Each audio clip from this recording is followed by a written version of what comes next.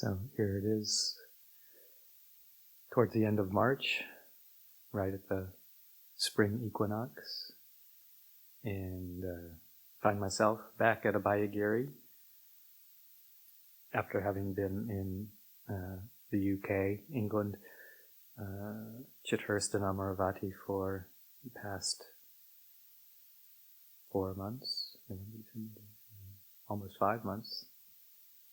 Been back here in the States for just about 2 weeks now, as I think most everybody in the room knows. Maybe not everybody, but most everybody. I had to come back unexpectedly for some health issues needed to be managed here rather than over there, and it was all very unexpected. As most people know, I was planning to be there for at least 1 year and helping Luang Por Pasano, who's now there,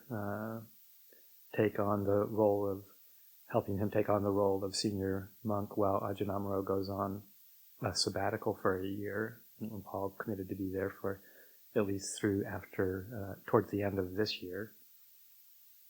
And I was planning to stay there to help him out as the ways that I can until he returns. His plan returning to go to Thailand and then come back to Abhayagiri at the end of the year. And then I had the potential of staying on for another year after that because my visa is a 2-year visa. So had spent a lot of time before leaving in November, at least 6 months really of a lot of planning that had to go into it to get the visas for both myself and Luang Por, the special visas and all the plans that had to be made and the arrangements that needed to be looked into and various issues to wrap up here, both for himself and for myself, various appointments and whatnot. And spent quite a bit of time orienting myself and shifting my whole perceptual status to being away for possibly up to 2 years.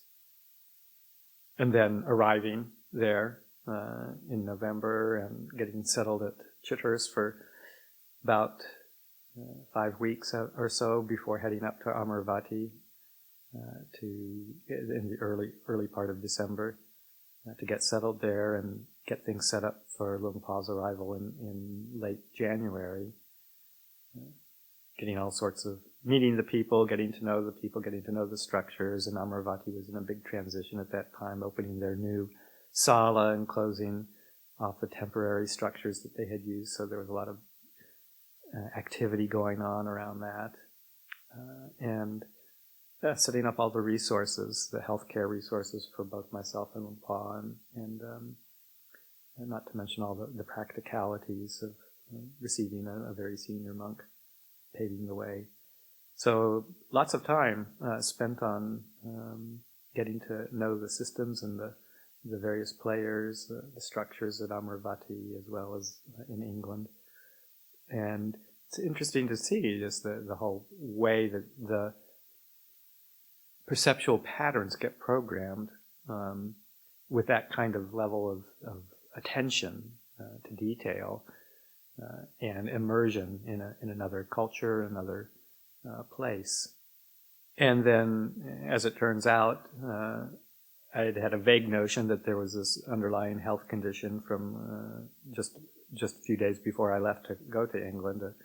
I had to go to a doctor's visit because I had a pretty bad head and chest cold and needed some antibiotics, and in the process was told that I had a heart murmur that needed to be looked at and taken care of. And in the flurry of leaving in a few days, I more or less dismissed it, but kept it in the back of my mind as to get something to get checked out when I got to England, which I did finally when I got up to Amaravati, not until late December, getting an appointment, and then found out after a series of appointments and machinations to try and figure out what was going on that there's a leaky valve in my heart that needs to be repaired sooner rather than later.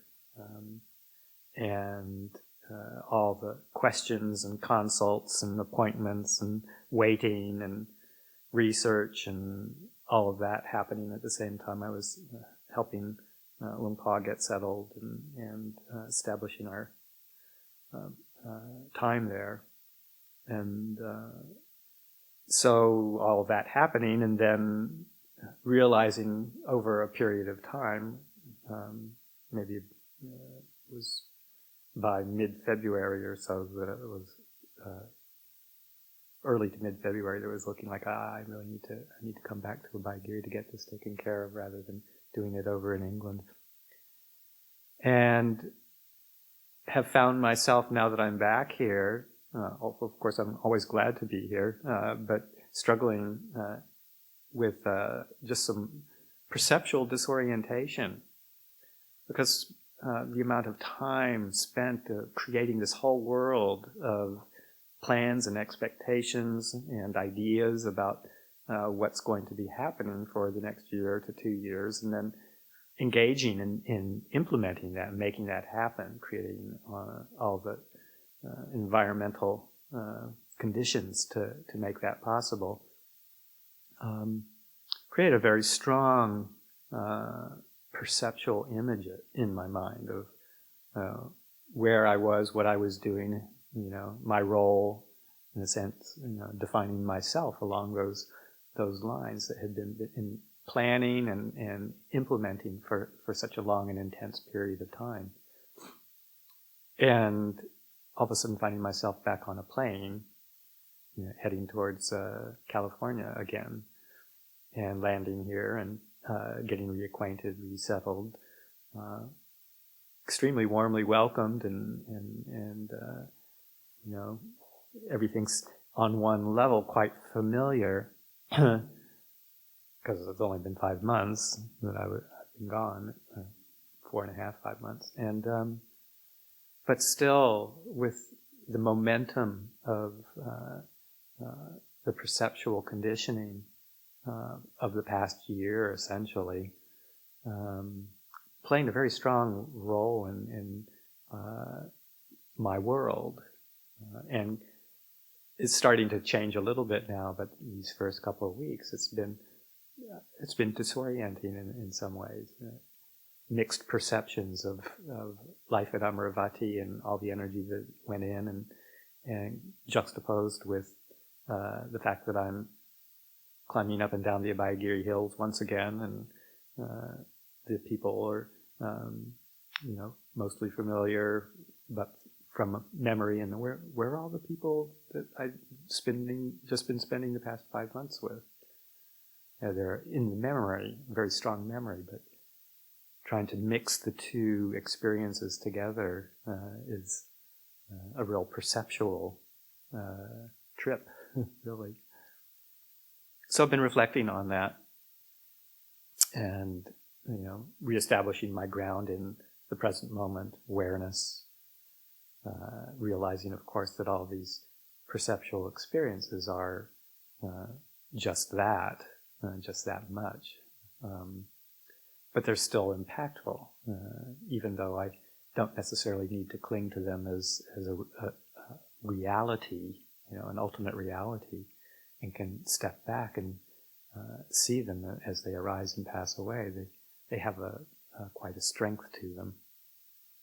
And it's just, I think, important to realize and to reflect on how this is a pattern that these perceptual patterns are how we all live our lives, in a sense, and the conceptual patterns, the conceiving that we employ to support the world as we see it, the world as we experience it, to keep that sense of familiarity and predictability there. We use the conceiving mind to keep steering us in the direction that supports those perceptions.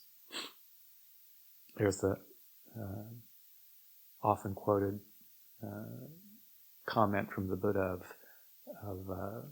for however it is conceived, it will always be other than that.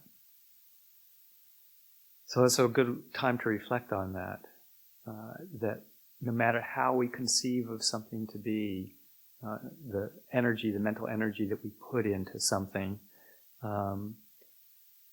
it's going to be different than what our expectations and what our conceiving mind can do.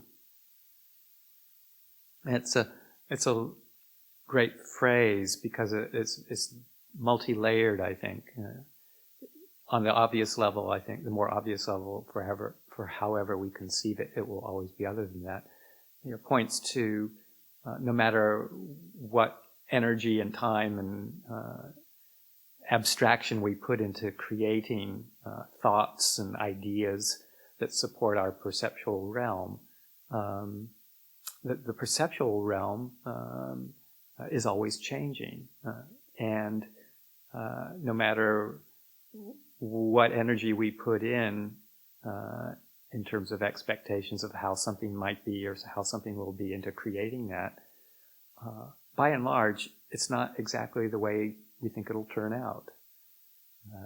And this past experience of mine is, a great reminder for that truth of unpredictability, that truth of uncertainty, and almost a predictable sense that it won't be the way that you conceive of it happening. The reality is going to always be different in some way or another. And on a deeper level, actually that same phrase, pointing to the fact that the conceiving mind is really just an abstraction of events, or an abstraction of perceptions into words and ideas and concepts, and that the actual real direct experience is altogether something different. So we have experiences, we have perceptions, and then on top of those, we layer this conceptualization, this abstraction, to help categorize the world and to frame it up in a way that gives us a sense of continuity, gives us a sense of security. If we can abstract our conditions into a conception, then we can easily point to that, draw that up, and use it to reinforce our need for this kind of sense of constancy, predictability. That's how we often use the conceiving mind. And we do that in a way that supports the perceptions that we want to believe in. We have certain values, certain notions that we think are right or just, or ways of being in the world, and we will look for ways to help support that. We will look for ideas and notions, thoughts that help contribute to keeping that world in motion, keeping that world predictable. In modern psychological terms, I think they call that confirmation bias, that you're constantly looking for something to confirm the reality that you want to believe in, ways to reinforce that and keep that going. So this is the way that we operate, and there's benefits to doing that, in that it helps to create a sense of a coherence, continuity in our perceptual realm. If we didn't have the ability to establish perceptions and ideas based on memory, then the world would be a real chaotic experience of input through the sense bases, feeling like kind of overstimulated, bombarded with all sorts of things if we didn't have a ability to kind of group experience and understand it through the perceptual process. But the downside is that the more we do that, and the more we use the conceiving mind to rationalize and support and create this ongoing perception of stability, that when it eventually changes, there's dukkha, Dukkha arises because it's not fitting the pattern that we've invested so much time and energy into believing in and supporting and reinforcing and confirming.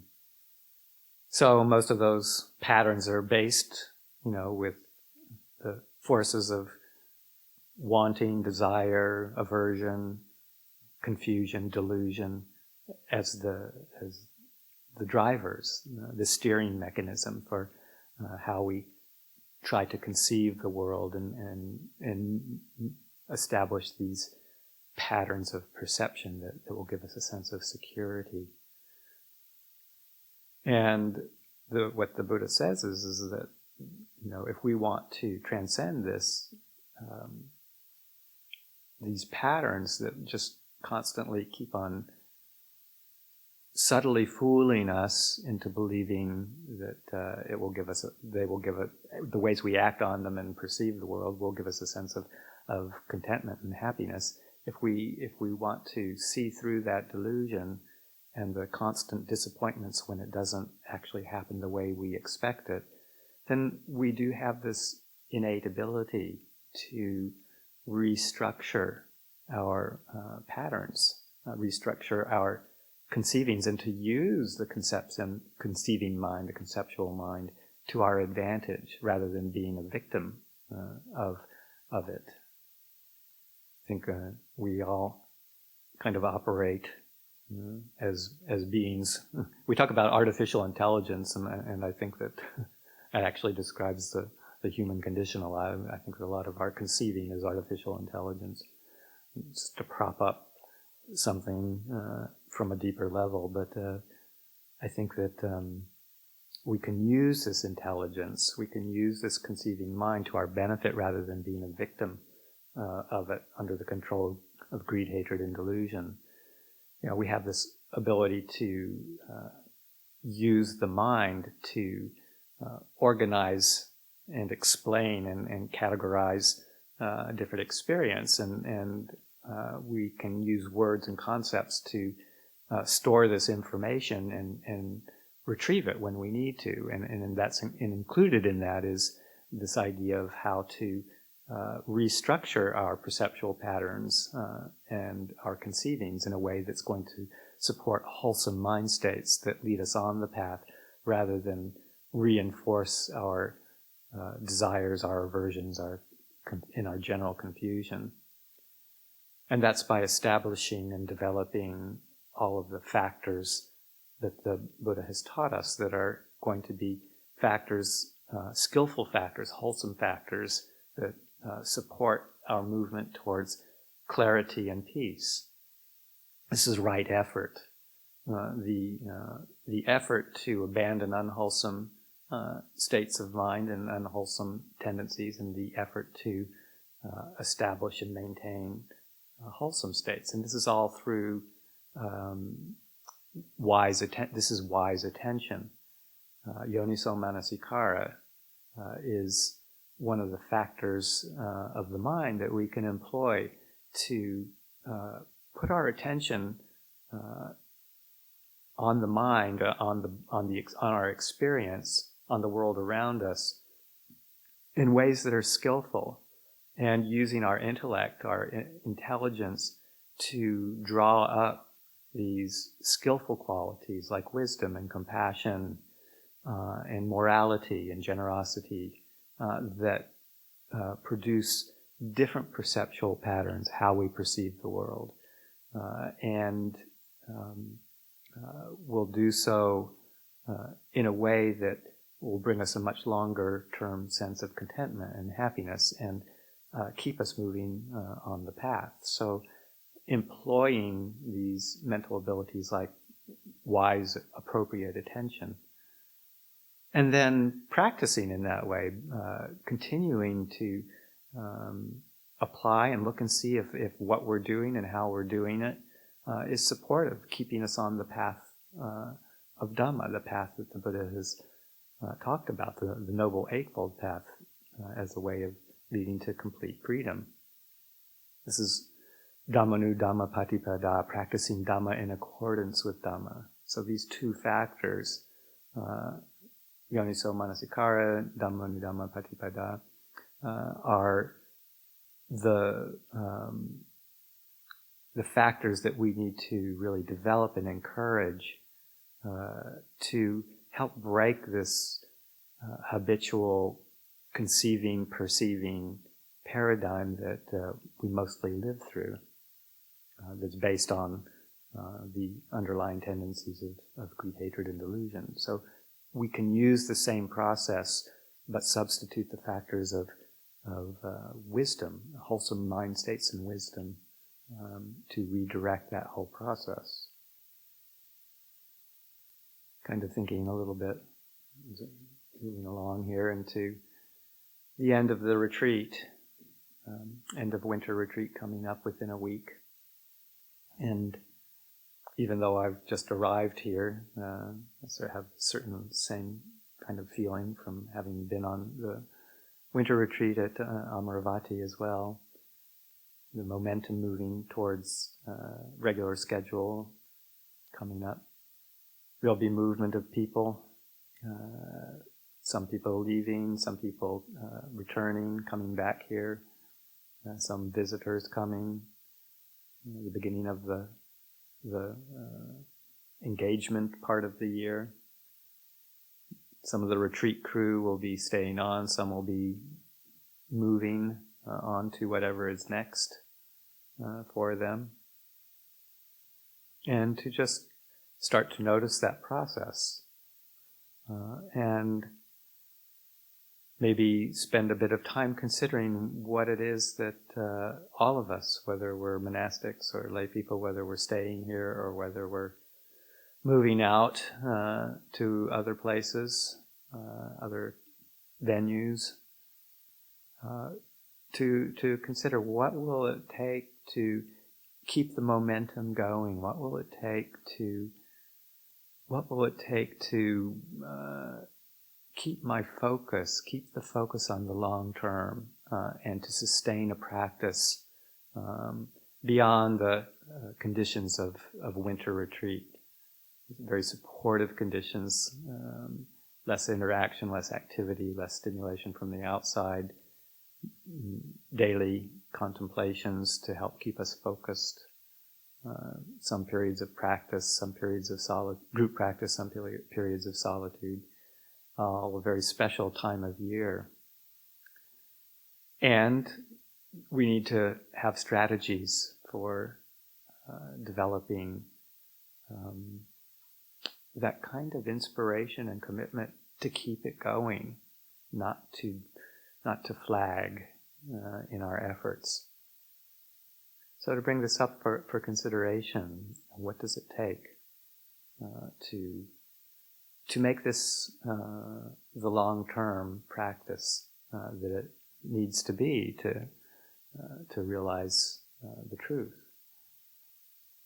The Buddha spent a lot of time in his teachings, and we are often reminded by many of our teachers that we should keep our intentions focused on the realization of the complete goal. We have this potential for complete ending of suffering, for the realization of the full fruits of the path, and not to get complacent with partial happiness, in a sense. We've often heard, don't be contented with just mere happiness. There's a full or freedom that's possible if we follow the path to completion. There's all sorts of benefits that come from virtue, generosity, simplification, and all the factors along the path, the things that we develop. But the purpose of the teaching is to take us to the full understanding of the teachings. So how do we maintain that kind of momentum, that kind of energy, that kind of commitment that it takes? There's different strategies, but many of the teachings, most of the teachings of the Buddha are strategies to realize the goal. It's not a system of beliefs that the Buddha says you must believe in this to realize the truth. Follow my way without having to think about it too much. Just have blind faith in the teachings. That's not the way he approached the teachings. And even with the factor of right view in the Eightfold Path, which is really a collection of fairly categorical teachings. A lot of his teachings were more instructive and urging contemplation and practice-oriented teachings. But the ones on right view also had this quality of being categorical, meaning that they help define what it is that we're doing, keeping our eye on the goal. This is where he describes the fact that there are beings who are fully enlightened, fully free from dukkha. He describes in this right view the noble, or the Four Noble Truths, the whole structure of the teaching, that what he teaches is suffering and the end of suffering, and that there are certain relative conventional truths that operate too, also like the law of karma. This is one of his categorical teachings, that there is cause and effect. With intentional action in body, speech, or mind, there's going to be some result. And this is what keeps us mired when greed, hatred, and delusion are in control, and also gives us the potential to work out of that through these factors that I talked about of wise attention and practicing in accordance with Dhamma. When those are employed, the law of karma will have its results, will have its fruits in terms of freedom, realization of the truth.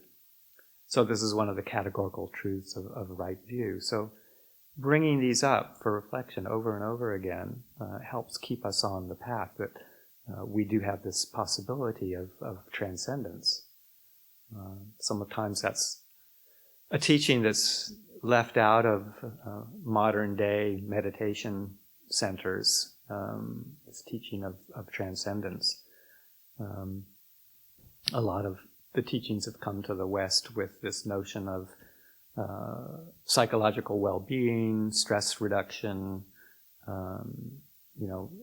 living a life that's a little bit more enjoyable, free from our neuroses. And this is all really good stuff, not to be belittled in any way, and to be supported whenever it's expressed as why people are practicing.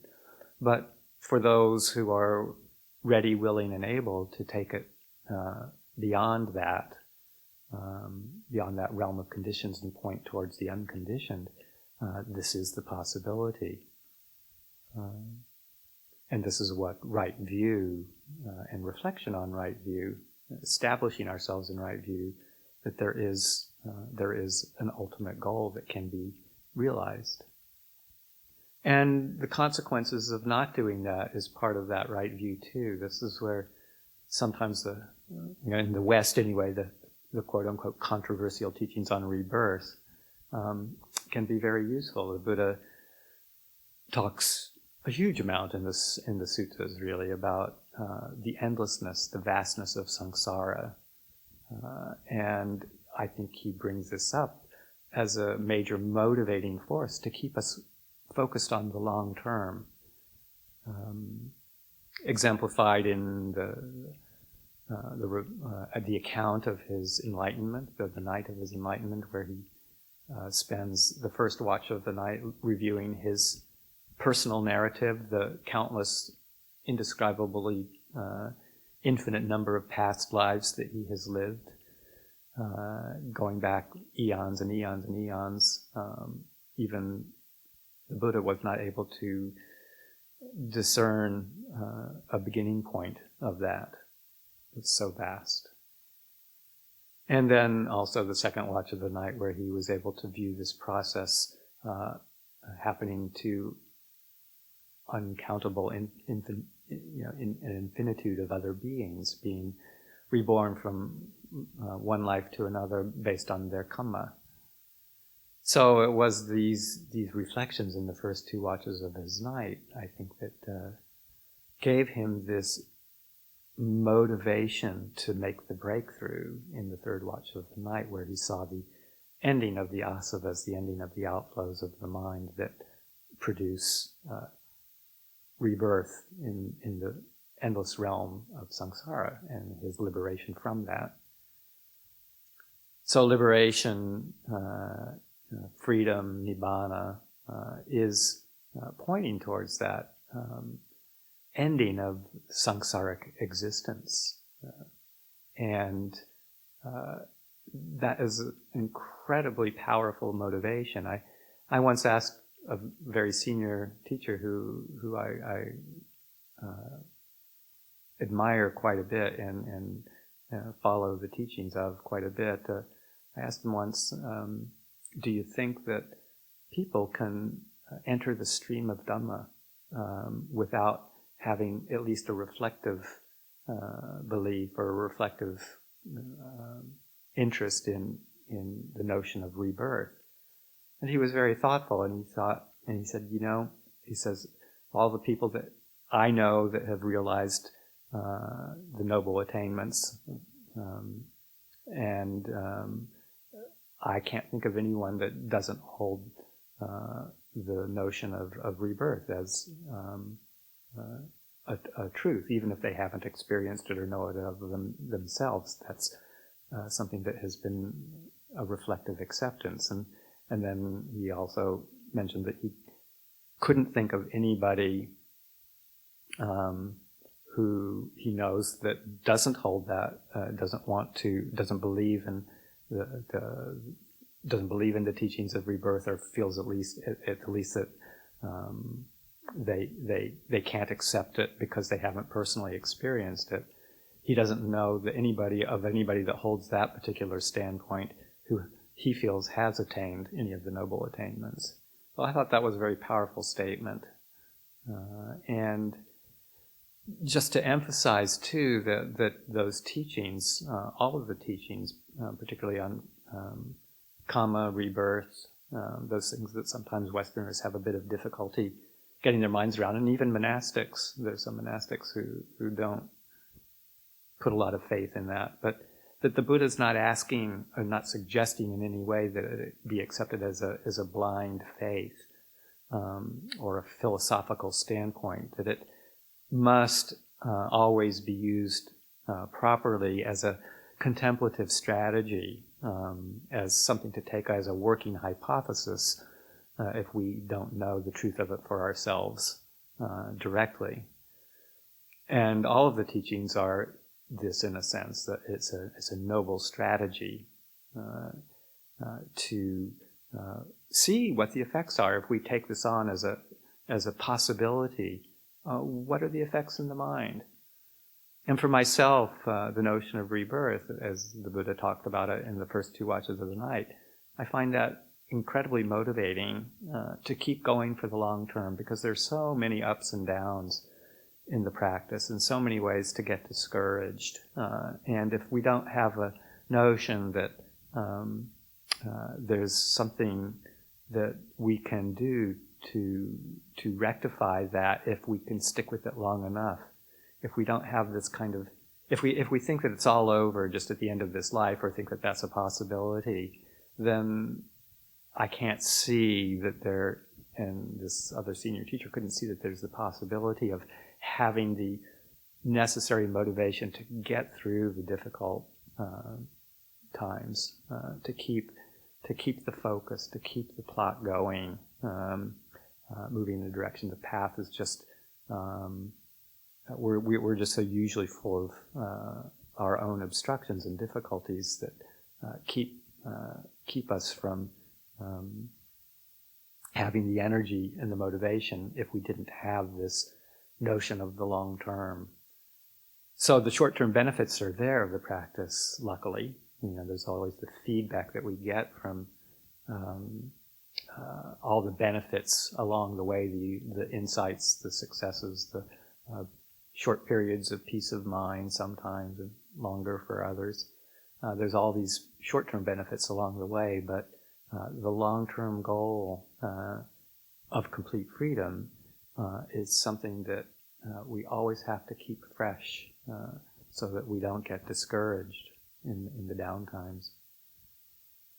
And I tell this story a lot, but I'll keep doing it because I find it very motivating of the time when I drove, as an Anagarika, I drove Lumpur Pasano and Ajahn Amaro down to Los Angeles for teachings of His Holiness the Dalai Lama at UCLA. And one of the most poignant moments was in a huge UCLA stadium. I don't know how many thousands of people there, but crowded, packed stadium. He was giving teachings over several days. And during one of the question and answer sessions, someone brought up, someone said, you've been teaching us this path over the past couple of days, and it sounds so difficult, and it sounds so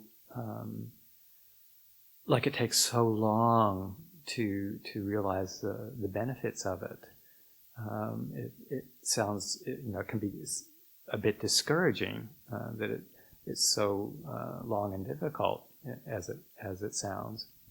Isn't there a faster, easier way to realize complete liberation, to realize the truth, the goal? And His Holiness went very silent, and after the whole stadium went completely silent, and after a few moments, you could see that he was wiping the tears from his eyes. And after another few moments, he said in a very, very lion's roar kind of voice, "There is no fast, there is no easy. If there were a faster, easier way to realize this path and the fruits, don't you think, out of compassion, that I would teach that to you?" So you could hear a pin drop when he said that. But that's always resonated in my mind and remains a very strong, motivating force to come from such a beautiful being as His Holiness.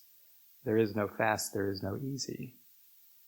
And the amount of effort that we have to put into staying with it. And to realize and to reflect again that also every bit and piece along the way, every minor insight, every sense of freedom, every confirmation of the validity of the path is one that brings a lot of happiness, a lot of joy. Even if we haven't completed the goal, we see gradually, with increasing confidence, that this is something that works. It takes effort, but it works. And then to take delight in our current day teachers, the people that we spend time with, find inspiring in our tradition and other like traditions similar to ours, and to be with them, to spend time, and to realize that it's been a path that's usually not been so easy for them either. But many of these people that we can admire have really realized fruits of the path and of the goal. And we can use that to inspire us and help keep us on the path too. This is association with wise people. And that factor, plus the factor of listening to the teachings, staying in touch with the path, not getting distracted, those are the first two factors of needed for entry into the stream of Dhamma. And the other two factors that I was talking about earlier, wise, appropriate attention and practice in accordance with Dhamma, those are the third and fourth factors. So those four factors all together are what the Buddha talks about as the four factors to develop for entry into the stream of Dhamma. association with good people, wise people, listening to their teachings and the teachings of the Buddha, putting our attention on wholesome conditions, developing wholesome states of the mind and wholesome ways of practice, the Noble Eightfold Path, and not getting distracted with other practices or traditions that lead us away from this path, practicing in accordance with the Dhamma, sticking with it. So to keep cultivating those, keep the mind moving in that direction, keep looking to the long term as we enter this transition period, moving back into more engaged times, moving on. But just a lot of encouragement to use what you've accomplished, what you've learned, what you've experienced the past 3 months, and to keep going. Don't turn back. So I'll leave that for this evening's reflection.